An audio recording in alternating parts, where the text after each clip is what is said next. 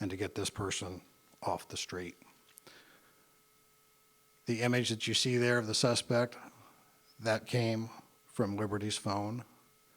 I think many of you had speculated that before. We weren't prepared to discuss that at the time. We have more video. We're not releasing it. It's germane to our investigation.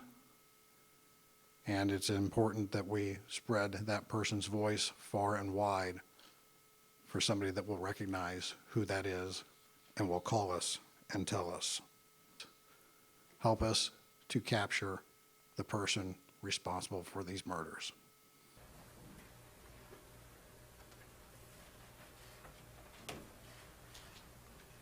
I just unveiled the person that we believe responsible for the murder of these two little girls. So I invite media to take a look at that now. It's not up. Kim?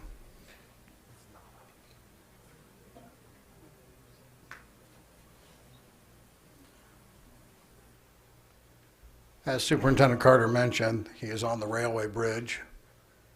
You have to take different steps to get to it. Also, over the course of the Delphi investigation, there were two primary sketches of a man police were looking for. They don't look alike. The sketch of the man with the hat came out during the start of the investigation in 2017, and 2 years later, a sketch of a man with curly hair was released. So I had this question. 2 years into the investigation, after we got the initial sketch, we were told to not rely on that sketch anymore, that this was a new sketch that came out that looked completely different than the original. But when we see the mugshot of Richard Allen, he looks mostly like that initial sketch. So why the change 2 years into someone that didn't look anything like the person that we were presented with on Monday? Well, I'll answer the question in two parts. One, isn't that amazing? That he looks a lot like one and a little bit like the other, depending upon the eye of the beholder, right? And I've said all along those sketches are not photographs. There are reasons that we structurally, and not structurally, but logistically changed the investigative strategy throughout the middle of this in multiple phases. Some were not even recognized, nor did they have to be. But those detectives are going to base what they're going to do based upon what they know. And what they know comes from the people that live in that community and around the world, literally around the world. So I think that was the absolute right decision at the time to do what they did. I've always said that the two sketches are simply sketches, they're not photographs. It's a piece of an investigative puzzle. And when we're all done with this, we're going to be able to meld the two of them together. And we're going to find an individual. That's what happened. Do you think Mr. Allen is the man on that bridge? The judge signed a probable cause affidavit for the arrest of him. I can't wait to tell the story, but today's not the day.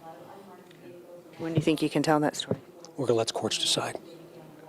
In other words, let them decide when they can release that PC. Well, and then even then, remember, even then, when the PC's released, due process is still a piece of all this puzzle. And this isn't over until it's over. And that's with the conviction of him. Are you confident this is your guy? The judge signed the probable cause affidavit for the arrest of Richard Allen for 2 counts of murder. Yes. Do you think there are other people involved? I'm not going to go there. There's still speculation out there that investigators should still continue to look, even though he's passed away, at Ron Logan, where the bodies were found. We're going to keep doing what we've done until there's nothing left for us to do. We're going to keep doing it.